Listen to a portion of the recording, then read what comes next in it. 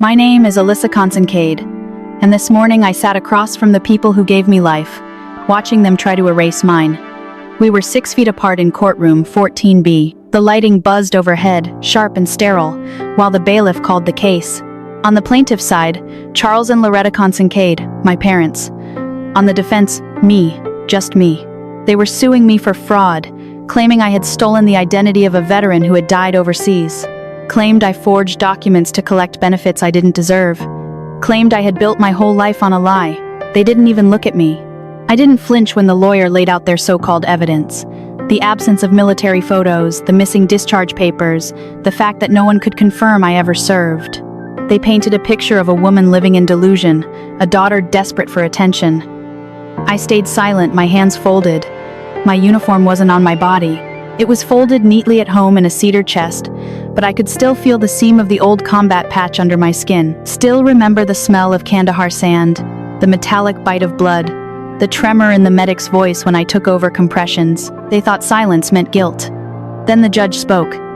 She leaned forward, voice clear but low. "I recognize the defendant," she said. "Miss Kincaid. I served with her." The room froze, and for the first time in years, so did my parents' certainty. I was 18 when I left that house. Barely an adult, head shaved for boot camp. My mother's goodbye, no more than a cold nod at the doorframe. She didn't hug me. My father said, "Just don't embarrass us." I told myself it didn't matter, that I was building something they'd never be able to deny. But denial, I'd learn, was their specialty. Growing up in the Kincaid household meant earning affection like rent. My brother Mason played the game well, varsity everything, charming grin, business degree from Duke. I was the girl who read too much, asked too many questions, didn't smile in family photos. When I enlisted, they said it was a phase, some dramatic rebellion. They told neighbors I was taking time off to find myself. Not once did they mention I'd join the army. Not once did they ask where I was deployed. When I came home 3 years later, scarred, limping, ribs still healing, they didn't even meet me at the gate. I arrived at their front door in Savannah with a duffel bag, a folded letter of commendation, and a bronze star tucked under my shirt. My mother looked through the peephole, opened the door halfway and said, "Oh, you're back." That was it. She didn't ask where I'd been. My father asked if I still had my health insurance. They never asked what happened the night the convoy was hit, or why I flinch at propane igniters. They certainly didn't ask why I hadn't come home sooner. Eventually, I stopped trying. I moved into a studio near the river, volunteered at a trauma clinic that didn't ask questions, filed my paperwork for veteran benefits through a low-cost legal aid group benefits. I qualified for barely, thanks to an amended file that still carried a confidential classification stamp. I didn't push back, just survived, but apparently, even that was too much. When the lawsuit arrived, certified mail on a gray January morning, I thought it was a mistake. I stared at the envelope like it had come from another world. But there it was in my father's precise cursive, Charles E. Kincaid versus Alyssa Kincaid. The claim that I was impersonating a veteran, that no one by my name had served, that I was faking PTSD for handouts. I should have been furious. Instead, I laughed quiet, bitter, like something cracking loose inside my chest. They hadn't just forgotten me. They'd rewritten me, and now they wanted the law to finish the job. The thing about silence is it's not always passive. Sometimes silence is the sharpest answer, the refusal to explain yourself to people who never cared enough to listen. That's what I told myself as I walked into the courthouse on the first day of trial, my heels echoing against the marble, hands empty. No binder, no stack of exhibits, just me in a charcoal coat, hair pulled back, breath even. I didn't need to prove I existed. But God, it still hurt to be erased. The courtroom smelled like lemon polish and recycled air. My parents sat flanked by their attorney, some coastal litigator who probably thought this would be an easy win. Charles wore the same suit he always wore to church. Loretta had on her navy dress with silver buttons, the one she'd bought for Mason's graduation. Both looked immaculate, so believable, so concerned. Their lawyer wasted no time.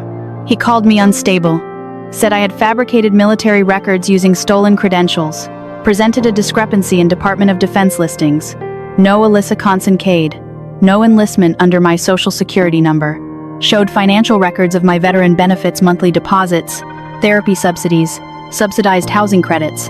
And the audience, some reporters, some strangers, one distant cousin I hadn't seen in a decade, nodded along like it all made sense, because on paper I didn't exist. They'd wiped me clean. What no one knew yet was that my unit in Kandahar had operated under a provisional joint task force, working with medevac extraction on classified routes. For 2 years, my identity had been redacted in every report for operational security. Even when I was airlifted out after the IED blast, my medevac form listed only a code name: Delta, Romeo, Echo. The Army filed me as active, non-disclosed, and my subsequent discharge paperwork went through a different system, entirely a smaller one, that required clearance to access. But I couldn't say any of that. The minute I signed my non-disclosure agreement, I agreed to protect names, locations, outcomes, even at the cost of defending myself. So, I sat there quiet, not because I didn't have answers, but because I still honored the uniform, even if no one else in that room would. I glanced at my father during a recess. He sipped bottled water like he was parched from moral labor. Loretta adjusted her pearl earrings, eyes scanning the crowd for reactions, measuring headlines before they were even written. They had crafted this story carefully. A daughter goes rogue, comes home broken, makes up war stories for sympathy, and state checks a perfect cocktail of shame and pity. But they hadn't counted on one thing. Someone else in that room remembered the sand, the fire, the weight of a dying body on my back. And when she spoke, the entire story would shatter. Judge Talia Mendez had been quiet through most of the trial, professional, composed, eyes steady behind thin-framed glasses. Her presence didn't announce itself, but it settled in like stone. Her voice, when she did speak, was measured, procedural. No one in the room seemed to know her story. No one but me. I hadn't seen her since Kandahar. Back then, she was Lieutenant Menendez, bleeding out behind a smoking Humvee, while I held a compression bandage to her shoulder, my own ribs cracked, hands shaking from the blast. I remembered how she gripped my forearm, eyes wide, whispering, "Don't stop." I didn't. Even when mortar fire rattled the sky above us, I didn't stop, but I had no way of knowing if she remembered me. Not until that moment. The morning of cross-examination, the courtroom was colder than usual. My father's lawyer kept pressing on the missing documents. He gestured to the chair where I sat and said, if she truly served, there would be evidence, photos, medals, a unit willing to back her. But instead, we have silence. We have myth. I didn't answer. I just looked toward the bench. And Judge Menendez blinked, just once, then lowered her gaze like something heavy had settled on her chest. When the court recessed for lunch, I stayed behind. Everyone else filed out, buzzing with confidence, my parents chuckling softly with their attorney. I stood slowly, unsure what I'd say, but before I could move, Judge Menendez looked up, her voice barely carried. "What was the name of your lead nurse?" she asked. I swallowed. "Marta Ruiz." She called out coordinates while we packed my wounds. She nodded almost imperceptibly, then turned away. It wasn't approval, not yet, but it was memory, real, lived, shared. The afternoon session started late. When we reconvened, the room felt different, like something under the surface had begun to shift. My father leaned in, whispering to his lawyer. Loretta had that pinched look she wore during tax season when numbers didn't align. They still thought they were winning. Then came the question that changed everything. The attorney gestured again, loud enough for the press to hear. We asked the court, how can we trust the word of someone who can't even prove where she's been? And Judge Menendez leaned forward. She didn't raise her voice, didn't bang the gavel. She simply said, "Counselor, I can tell you exactly where she's been." The room froze. "I served with her," she continued, her tone as sharp as winter air in Kandahar. 1. 12th Medical Evacuation Battalion. She pulled me from a burning vehicle and held my artery shut with her bare hands. I have the scar. I am the proof. There was no sound, not even a cough. Loretta clutched her pearls. My father sat back like someone had just struck him. Their lawyer opened his mouth, but nothing came out. And me, I didn't cry. I didn't smile. I just exhaled for the first time in years. They adjourned early that day. No official statement, no dismissal of the case, just stunned silence as people collected their belongings and shuffled out like they had witnessed something they weren't supposed to. My father stood up slowly, stiff in the shoulders. Loretta didn't speak. Her face had gone pale, like makeup layered over ice. I stayed seated until they were gone. I didn't want to walk behind them. Not anymore. Outside, the air was thick with humidity and tension. Reporters swarmed near the steps, but I kept my head down. Judge Menendez's words still echoed behind my ribs. I am the proof. 4 words stronger than every accusation they'd built. The next day, the courtroom was packed. Not just family veterans had shown up. Men in worn caps. Women with clipped hair and steady eyes. Some I knew, some I didn't. But they sat behind me in quiet solidarity. Hands folded as if to say, "We see you now." I didn't turn around. I didn't have to. The court clerk read in to record the declassification order. My personnel files, combat record, commendations all sealed due to a provisional joint task force had been cleared for release under an emergency exception signed by a Pentagon liaison the night before. Everything my parents said I had faked was now admissible. Medals, deployment logs, a handwritten field report from Kandahar with my name, blood type, and the initials MZ, Major Zimmer, my commanding officer. Their lawyer objected, calling it last-minute theatrics, said it was unfair. Judge Menendez raised one brow. So was bleeding out in a war zone while she held my artery. He sat down. I didn't speak during any of it. Not when the judge dismissed the lawsuit with prejudice. Not when the courtroom erupted in low murmurs and flickering glances. Not even when a young woman in uniform stepped forward and saluted as I left the bench. I just nodded and kept walking. That night, I returned to my small apartment, poured a glass of water and stood by the window. I had thought it would feel like victory. It didn't. It felt closer to grief, not for what they did, but for how easily they had done it. For how ready the world was to believe a woman like me was lying. For how small they made my truth seem when no one else stood beside it. They hadn't just tried to erase my service, they had tried to erase me, and if it hadn't been for one woman, one memory stitched into scar tissue, I might have let them. I set the glass down and walked to the cedar chest in the corner. I opened it slowly, my uniform pressed, my old field gloves, a coin from Lieutenant Menendez back when I saved her life, and she said, "Don't let them make you small." I hadn't. Not today. The news didn't run my name. Not really. There were a few mentions buried deep in local outlets. Georgia veteran cleared of fraud after high-profile family dispute. A single still photo of me exiting the courthouse. Half-shadowed, head down. No headline said daughter falsely accused by her own parents. No story detailed how the judge stopped everything with 6 words, and I preferred it that way. I didn't need the world to cheer, I just wanted it to stop whispering. The day after the case was dismissed, I unplugged my landline. I deleted my social media, not that I'd posted in years. Still, the messages came. Voicemail transcripts from advocacy groups, requests for interviews, a nonprofit offering to fund a documentary on military truth and family betrayal. I didn't answer. Let the voicemail pile up like leaves. I had no intention of raking. This wasn't vindication, this was survival. My parents never called, not to explain, not to apologize, but I did receive something 2 weeks later. A letter in thick, expensive stationery. Charles's handwriting, formal and heavy. No greeting, just 4 sentences about regretful confusion and how familial dynamics are often complex. He signed it Dr. Charles E. Kincaid, as if we'd only ever been colleagues in some distant academic paper. I burned it without reading the last line. Truth be told, I didn't hate them. Not even then. Hate is active. It feeds on friction, but what I felt toward my parents was colder, like fog on glass. I had wanted to be seen once, needed it, begged for it in my younger years through medals, letters, folded flags, and silence. But somewhere in that courtroom, under the weight of Judge Menendez's voice, and the flicker of recognition in a stranger's eyes, I stopped asking. I moved 3 months later, a small house in western North Carolina, tucked at the edge of Pisgah Forest. Just me, the trees, and the sound of running water beyond the back porch. I found work as a peer counselor at a regional veterans clinic. No titles on my door, no nameplate, just Alyssa, the way I preferred it. Most of the people who came through didn't ask about my story, and I didn't offer it. They didn't need to know what happened in Kandahar. They just needed someone who understood why the scent of diesel made them twitch, or why silence was sometimes the loudest sound in a room.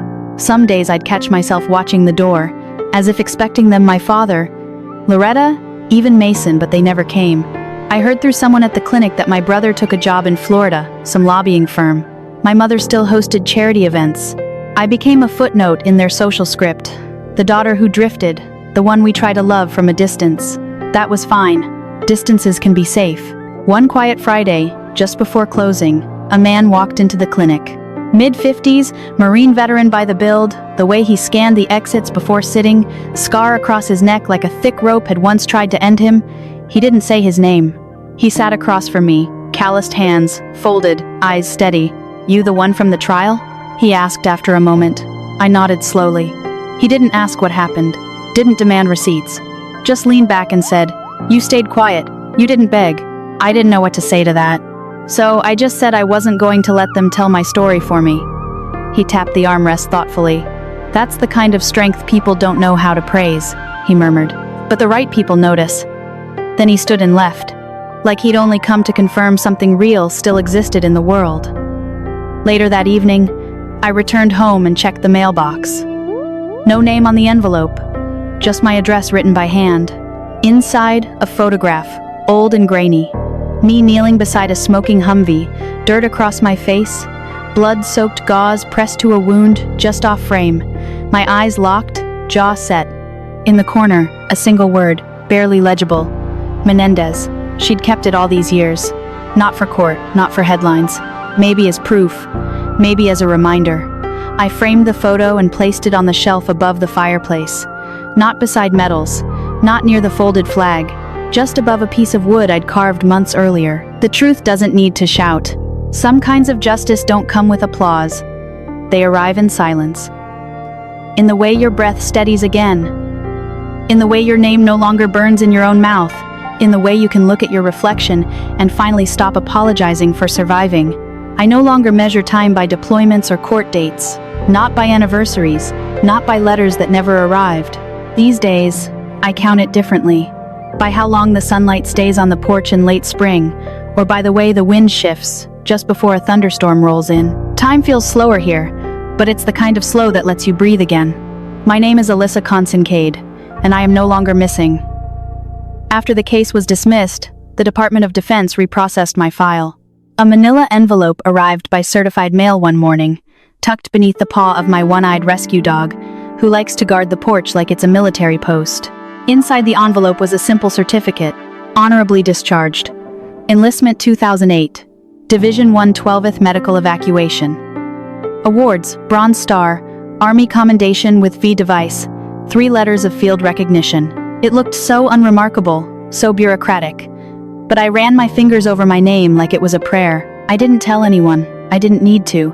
My parents never called. I don't know if they ever read the final ruling, if they understood the weight of what they had done.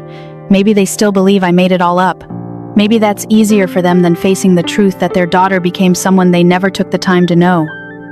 Either way, I no longer carry their silence like a wound. It's just gone. Sometimes closure isn't an apology. It's just absence that no longer hurts. The small house I moved into sits along a ridge in western North Carolina. 2 bedrooms, 1 worn fireplace, a backyard with just enough room for tomatoes, and the ghosts I no longer have to outrun. I built a bench at the back of the property facing the tree line. From there, you can see stars most nights, clear, unapologetic, exactly as they are.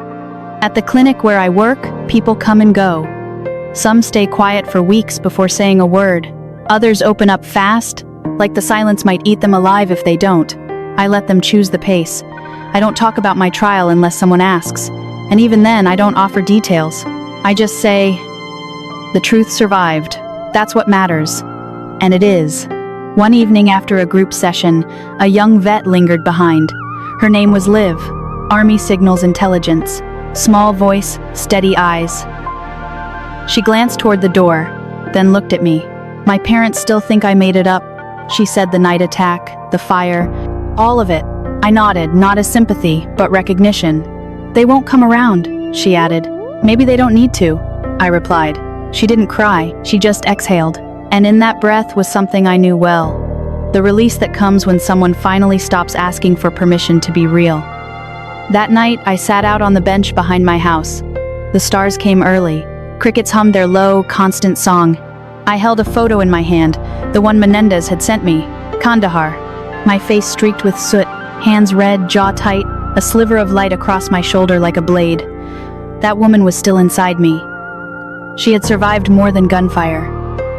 She had survived being forgotten, and now she was building a life where she didn't need to be seen to exist.